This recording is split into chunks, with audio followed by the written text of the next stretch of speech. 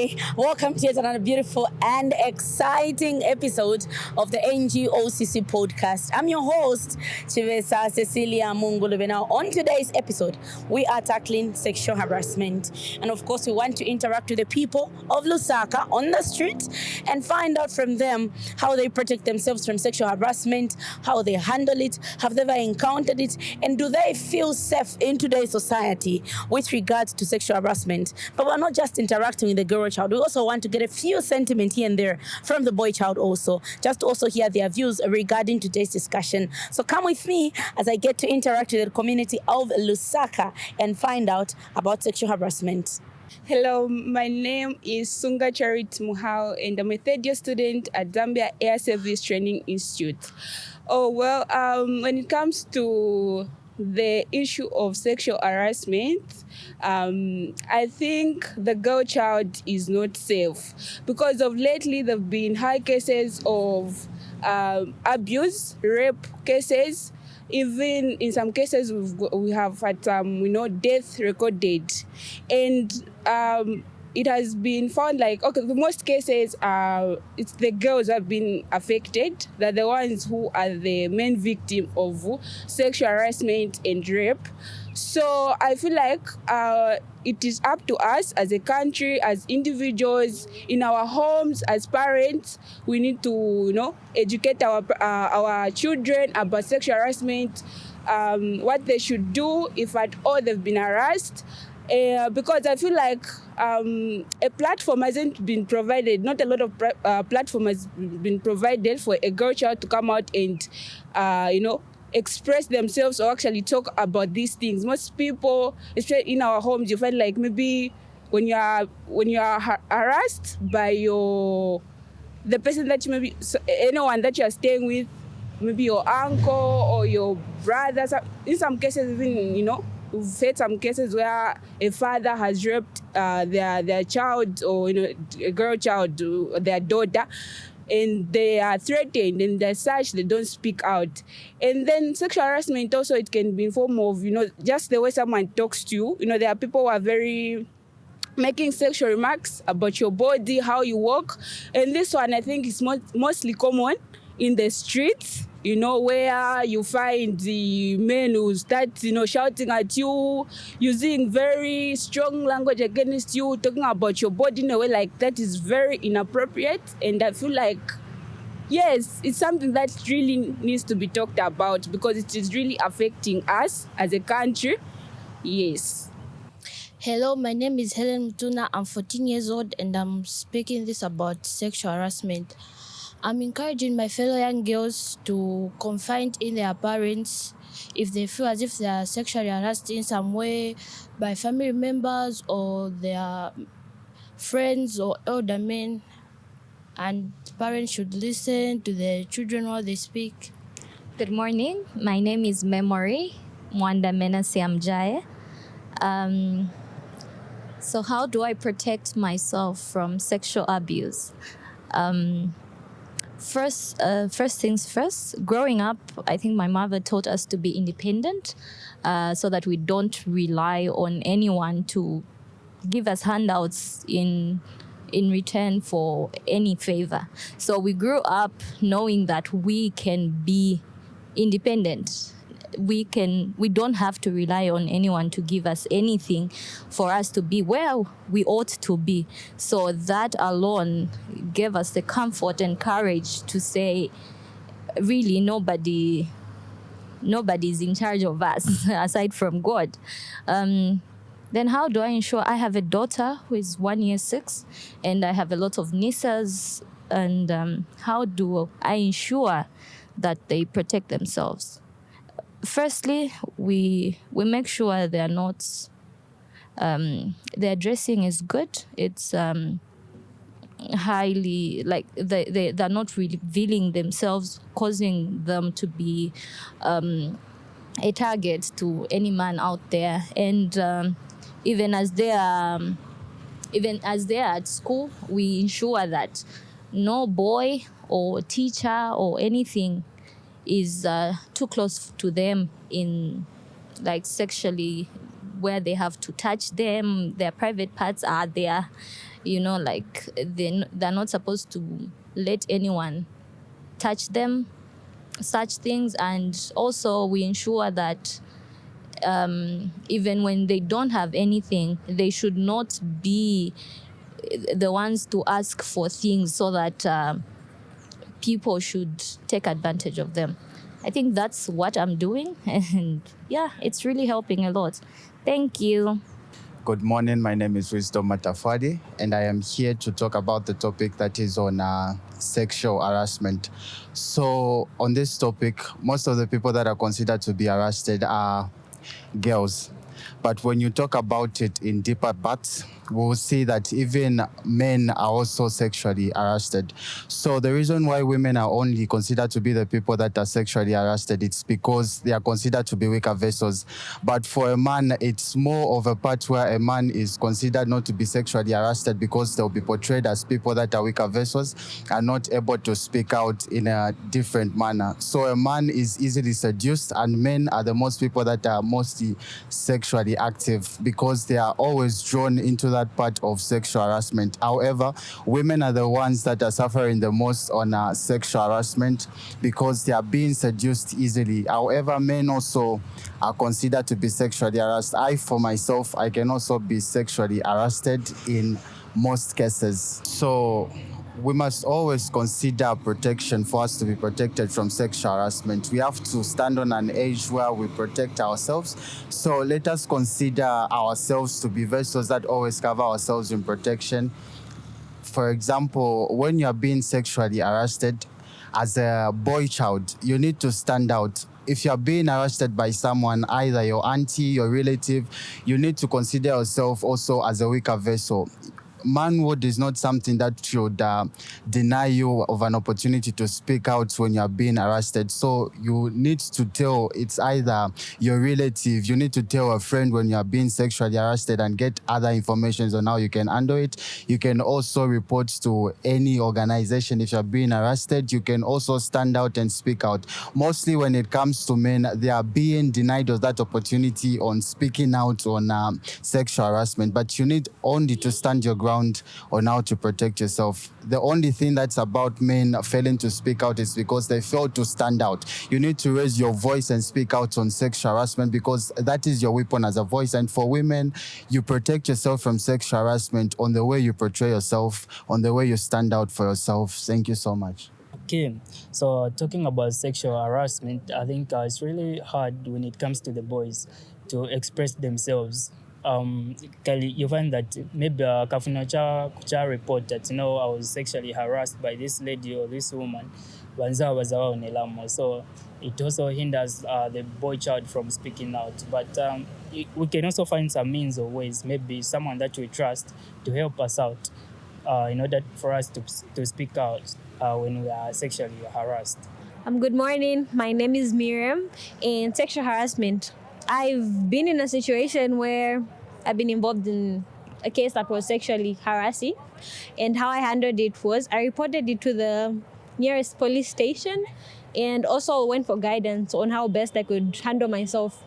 My name is Wembia Mkuka, and this is a very interesting topic. And what I can say, I think mostly what needs to be done is to educate us about sexual harassment, especially us ladies. Sometimes we don't know that whatever that man is doing to us is sexual harassment, or whatever that boy or a guy is doing to us is sexual harassment. So education is very important. It can even help us to this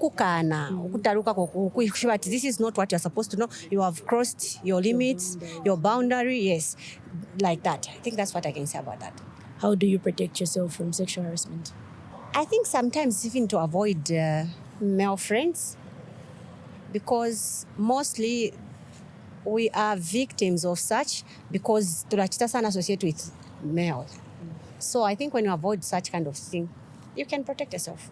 Okay, so my name is Yumba Juliet, and sexual harassment is anything inappropriate, either words, looking, and also touching, maybe from an opposite gender, which is maybe from a guy to a female.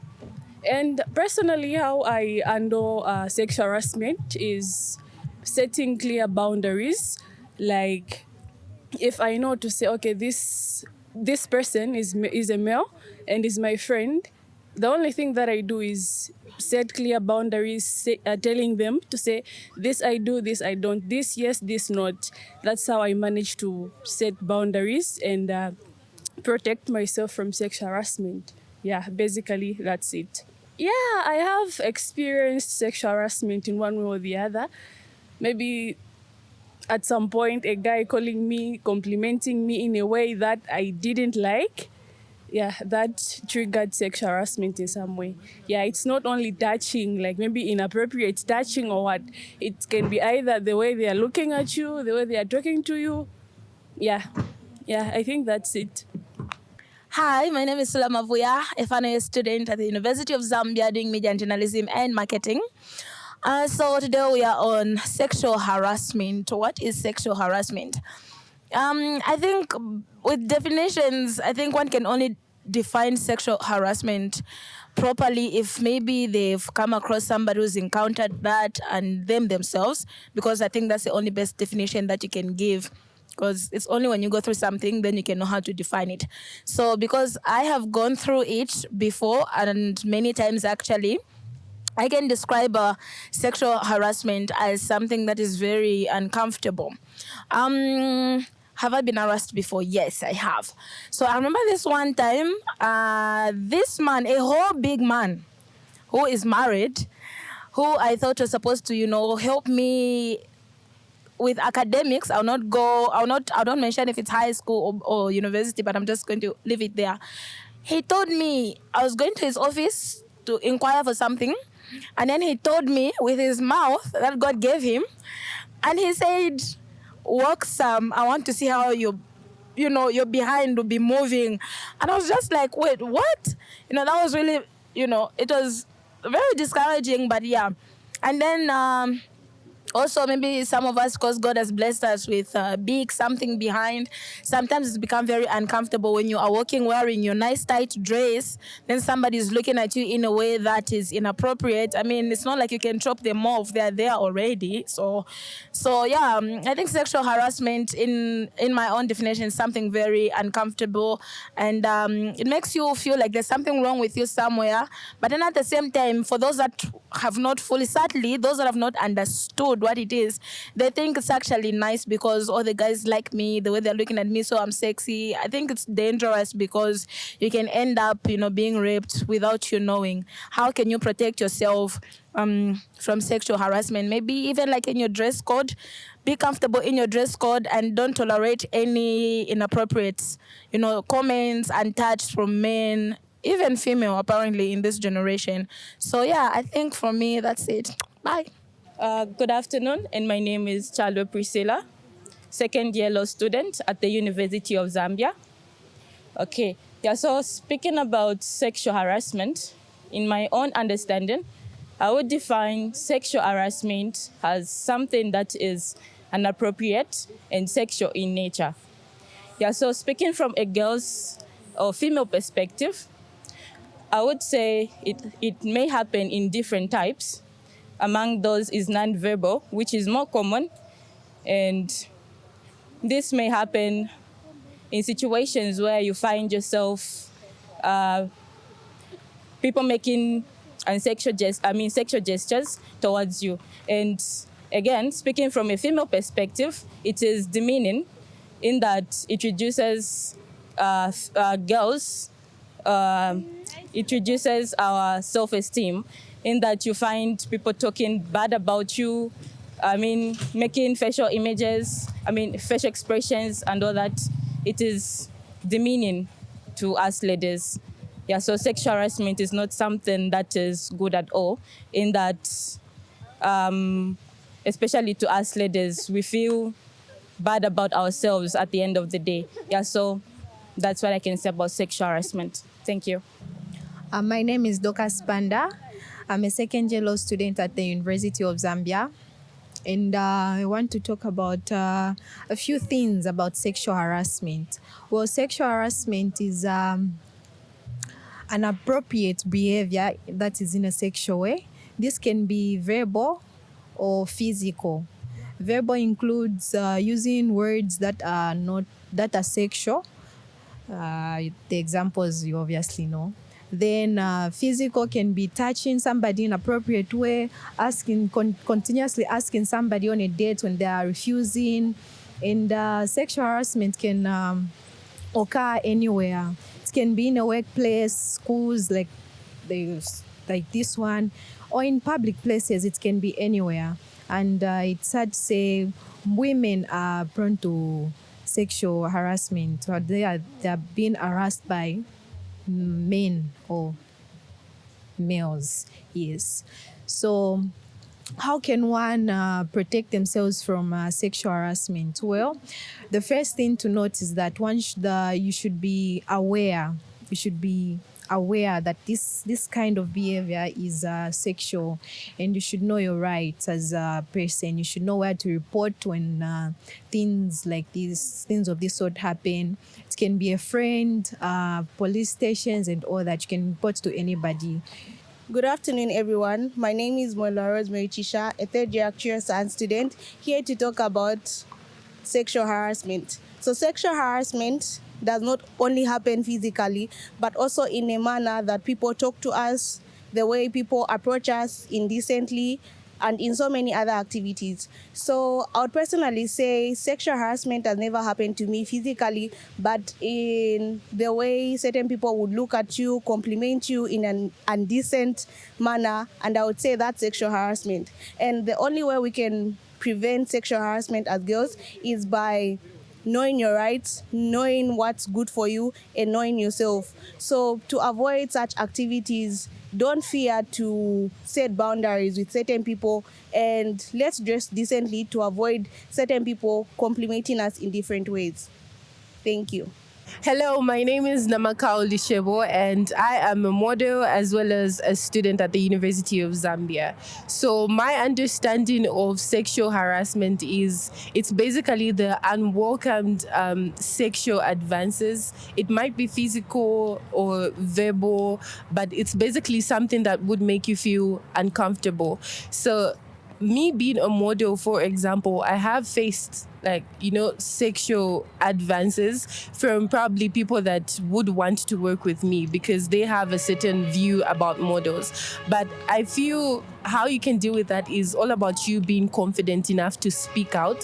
So in terms of a situation where somebody does the sexual advances towards you, you need to be confident enough to speak up there and tell them that you are not comfortable with whatever they're doing. Maybe use the word harassment if possible to say, I don't like you harassing me and whatnot. Maybe they will be able to understand. So the first thing you need to do is you need to assess the situation, and you also need to understand and observe the behavior of the harasser. And then from there, you would be able to be confident enough to speak out and, let them know that you're not comfortable with the sexual advances that they're making towards you.